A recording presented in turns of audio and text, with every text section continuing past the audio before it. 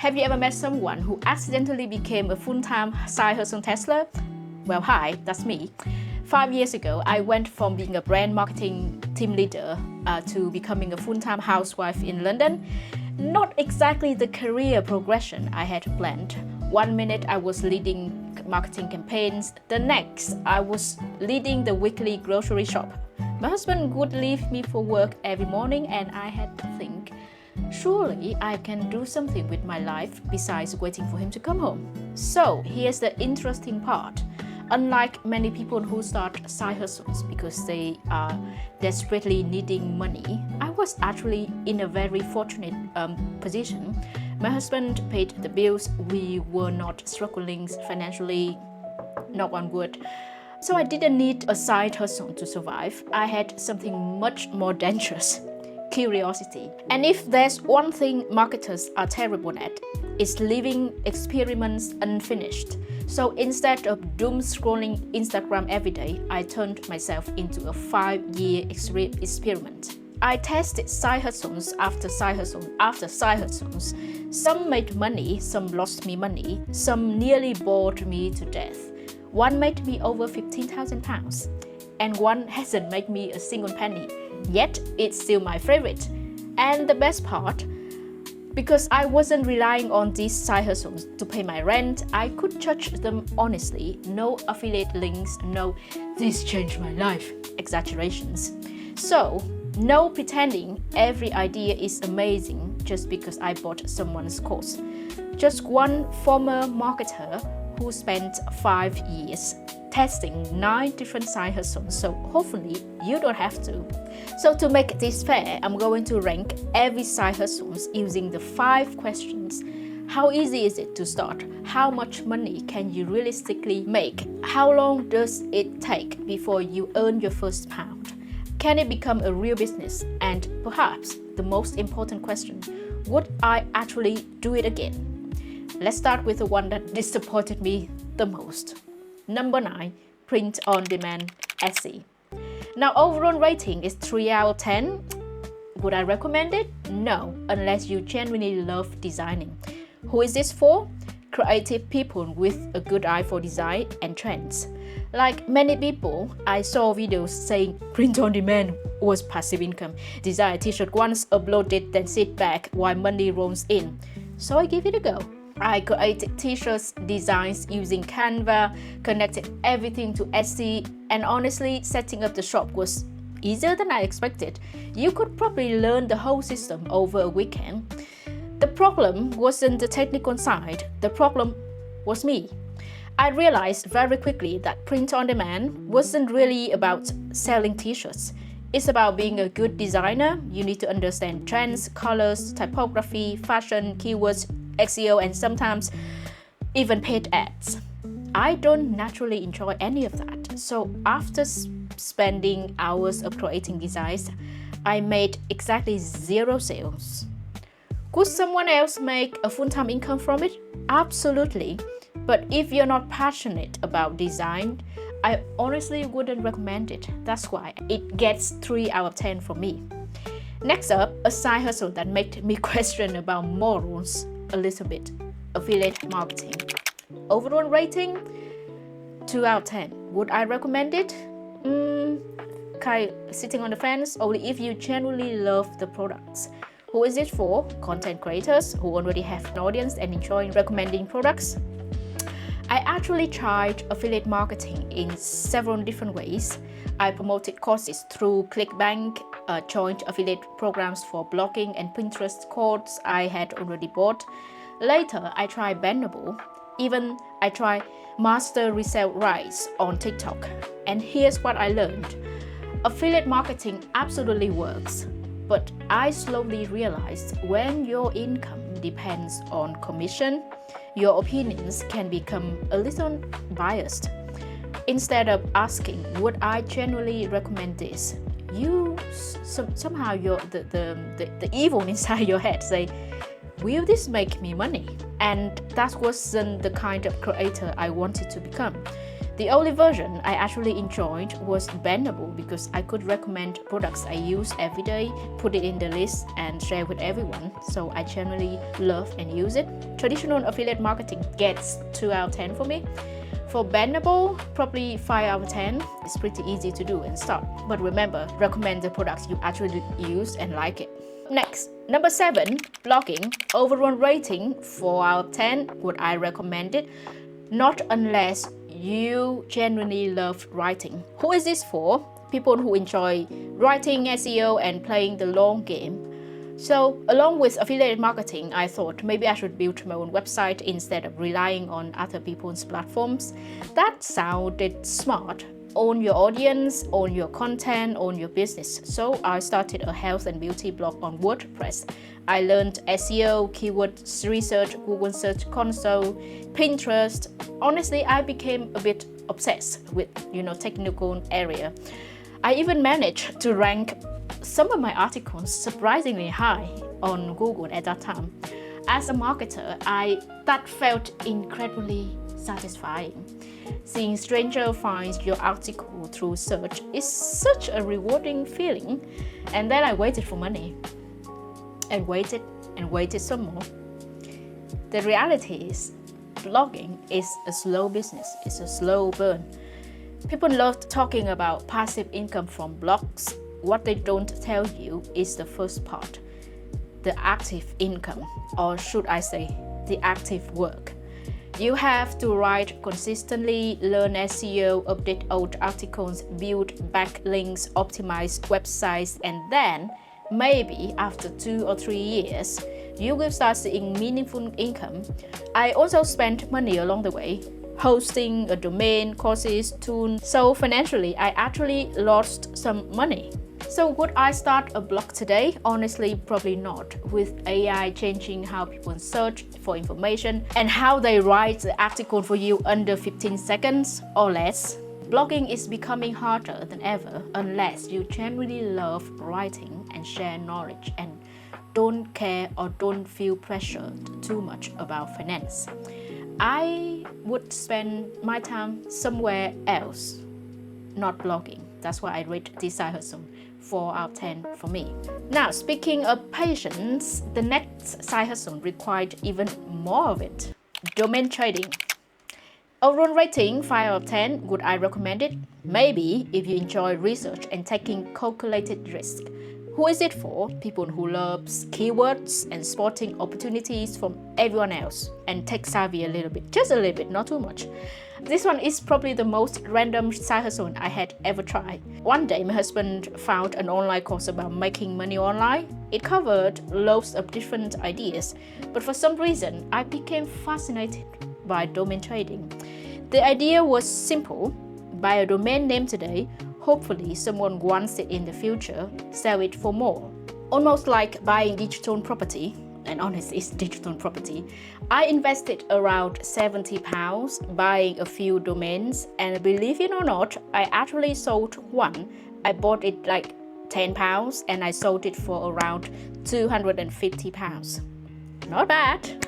For a moment, I thought, ooh, I have cracked it. Then the reality kicked in. Finding good domains isn't luck. It's hours of research, looking at search trends, finding keywords, predicting future demand.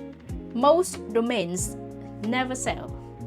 And while I enjoyed learning about it, I realized I didn't really enjoy doing it. It's a bit like fishing. Some people find it relaxing. I don't. So although I made a profit, I'm glad I did. I never wanted to continue. That's why domain trading gets a solid 5 out of 10 for me.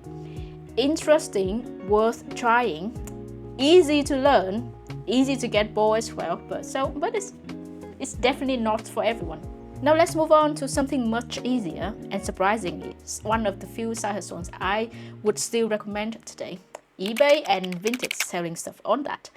So overall rating 6 out of 10. Would I recommend it? Yes, absolutely. If your wardrobe or your house is overflowing. Who is it for? Anyone who wants extra cash while decluttering. This one isn't glamorous. There's no online course promising 6 figures, no flashy Instagram ads. It's just selling your own stuff. I listed clothes, shoes, handbags, things I simply wasn't using anymore. Over the 3 years, I made roughly £600. Was it life-changing? Of course not. Was it worth doing? Absolutely. The funny thing is, the more I sold, the less clutter I had. So I earned money and my wardrobe became easier to manage. And that's basically a win-win. And also I enjoy stealing old clothes from my husband to sell it for money and then put it in my pocket. Yeah, that's the part I like. So could this turn into a business? Definitely. Someone buys secondhand clothes and flip them for profit. Many of them go through some charity shops and fighting for unique items and list it on eBay and Vinted all the time. Others source vintage fashion. Some even make full-time incomes. For me though, it was never about building a resale business. It became my favorite way to declutter. Simple, easy, very little risk. And that's why eBay and Vinted earn 6 out of 10 for me. Now here is what surprised me the most. I almost didn't try it. Survey and gaming apps. Right, overall rating, 7 out of 10. Would I recommend it? Yes, with realistic expectations. Who is it for? People with spare time who want genuinely easy extra income. Let's be honest, most survey apps are terrible. They promise easy money, then offer you 20p for 20 minutes of work. No thank you. But there was one exception. It's one exception. Prolific. I will leave the link down here, as I say. The thing I try and trust, I will share with you. If you have never heard of it, it's a platform where researchers pay real people to participate in academic studies. Compared to other survey sites, the pay was actually really good. Over about 3 months, I have earned around £300 just doing some surveys. Simple. For something I could do while drinking tea on the sofa, I really couldn't complain. The downside, there simply aren't enough surveys every day. So unless you somehow convince universities to start researching you full-time, it's never going to replace your salary. So I see it as a bonus money, coffee money, holiday money, not career money. And honestly, it's perfectly okay. Not every side hustle needs to become a business. So sometimes it's just enough that it pays for some fancy dinner. That's why survey apps earn a surprisingly high 7 out of 10 for me. Now we are getting into the really interesting ones. The top 3 all taught me something completely different. One reminded me why I left corporate life. One unexpectedly changed my career. And the last one hasn't made me a penny. And it's still my number 1. So let's start with copywriting. Number 3. So overall, it's 6 out of 10. Would I recommend it? Yes, if you enjoy working with clients. Who is it for? Good writers who enjoy solving business problems and don't mind deadlines. It was probably the side hustle that made the most sense for me. After all, I had spent years working in marketing. Writing was already part of my job. So I opened a Fiverr account and also took on a few clients back in Vietnam. Overall, I earned around, more than £500 from Fiverr and £1,000 from clients in Vietnam.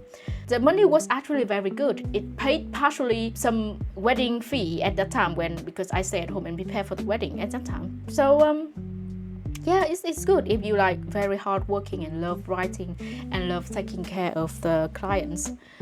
So why did I not continue? Well, I discovered something about myself. I don't actually dislike writing. I don't really like client management. Every message notification made me nervous. Can you make one single change? Which usually meant, can you rewrite the entire thing? And every deadline made me anxious. Every revision made me question myself, honestly. Ironically, I worked so hard to make every client happy that I forgot to make myself happy. And here's the funny part. I still end up with 5-star reviews on Fiverr. The clients loved my work. I just didn't love the lifestyle. You know, if you can see here, this is on the 5-star rating from Fiverr that I achieved. So if you are someone who enjoys working closely with clients, copywriting can absolutely become a fantastic career. Even though the AI is competing with human job really hard, but nothing can compete the human inside the word written by a real human, you know, the soul and the spirit. So keep on with the copywriting thing and see how it goes. I'm sure you're gonna find clients that love your job. But if you are like me and prefer creating something that is yours, not for clients, you might eventually feel trapped. That's why I rate copywriting 6 out of 10. Now we're down to final 2. The one completely changed my career and the other I'm still building today. So number 2, TikTok shop. Yeah, I mean, need to clarify for it's a kind of affiliate marketing, but slightly different. It's more like different style and scale. So overall rating when I started, okay, not now, when I started, 10 out of 10. Overall rating today, only 5 out of 10. Would I recommend it today? Maybe, but not for the reason you think. And who is it for? People who genuinely enjoy creating videos, testing ideas, and learning from data. And I will be honest, when I started TikTok Shop, I had absolutely no expectations. I wasn't trying to become an influencer. I wasn't dreaming about making thousands of pounds. I just thought, let's see what happens. So I started posting one video, then another. About 2 weeks later, I opened my account. I mean, I didn't expecting anything, honestly, and there was less than £10. Now, most people would have looked at that and thought, that's it? I looked at it and thought, hang on, this actually works. That tiny payment wasn't exciting because of the amount. It was exciting because it proved the system works. Every time I improved my hook, my storytelling, my editing, my videos performed better. Every time my content improved, my sales improved too. Eventually, I earned around 15,000 in commission. My best month reached more than £6,000. But honestly, the money wasn't my proudest achievement. The thing I am most proud of is that TikTok actually noticed my work because of my sales performance and the content I was creating. I actually ranked the ascending content creator, and I was invited to TikTok's London headquarters 4 different times. Imagine that, a woman who couldn't get a marketing job was suddenly walking into TikTok headquarters to meet people behind one of the world's biggest platforms. Life is funny sometimes. Those invitations meant far more to me than the money. They reminded me that my marketing skills hasn't disappeared. It had simply found a different stage. Would I recommend starting TikTok Shop today? Honestly, probably not. The golden days have passed. Competition is so much tougher now. It's much harder to stand out than when I started. But here's what I would recommend. Learn content creation because platforms will change. Algorithms will change.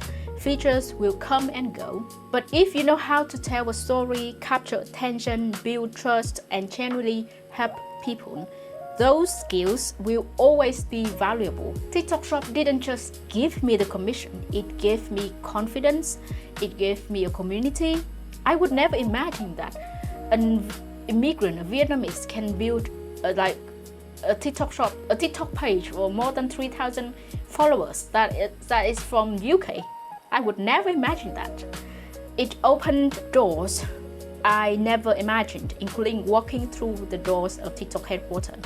And that's something no commission check can ever replace. Now, number 1, lastly, YouTube.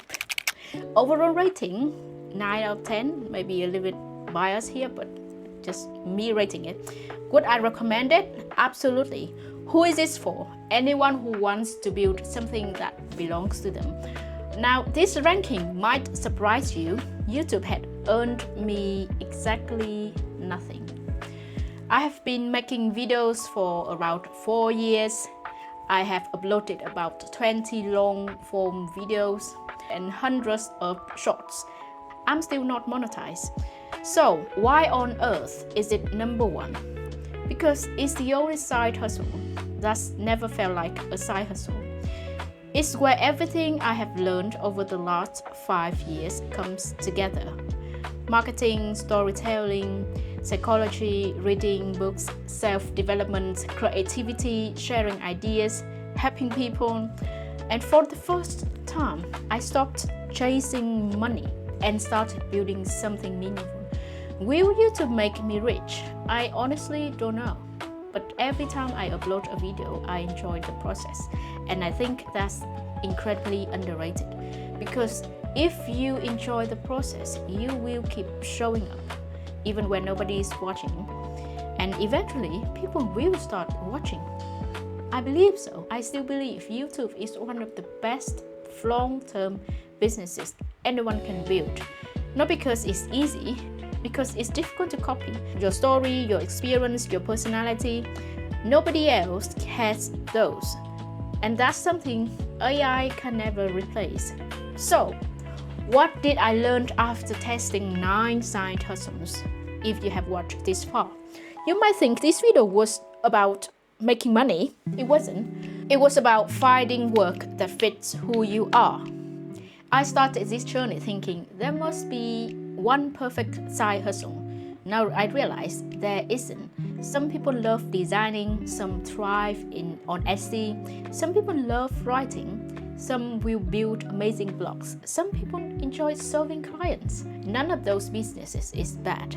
They just wasn't right for me. The biggest mistake I see online is that everyone is chasing passive income. Nobody talks about the active work that comes first. Every successful creator, every successful entrepreneur, every successful business requires years of showing up before anyone notices. There are no shortcuts, just different journeys. So if I were starting again today, knowing everything I know, back then I would have started with TikTok Shop because it gave me fast feedback, built my confidence and taught me content creation. But today I would choose YouTube, not because it's the fastest way to make money, probably the opposite. I would choose it because it's the best place to build trust, to share ideas, to tell stories, and to create something that still belongs to you 10 years from now or even longer. Looking back, none of those side hustles were actually failures, even ones that made no money, because every single one taught me a skill: SEO, marketing, sales, research, storytelling, writing. I mean, without blogging, I wouldn't understand search. Without copywriting, I would struggle to write scripts. Without TikTok Shop, I wouldn't know how to hook an audience. Without all of those experiments, I wouldn't be sitting here making this video today. So maybe the real side hustle wasn't making money, it was becoming the person I needed to become. If you're currently looking for your own side hustle, don't ask which makes me the most money. Ask which one could I happily keep doing for the next 3 years. Because if you enjoy work, the money has a much better chance of flowing. I hope 9 side hustles I just shared about give you a few ideas about what you're gonna like to do as a passive income resource or side hustle. And I will see you in the next video.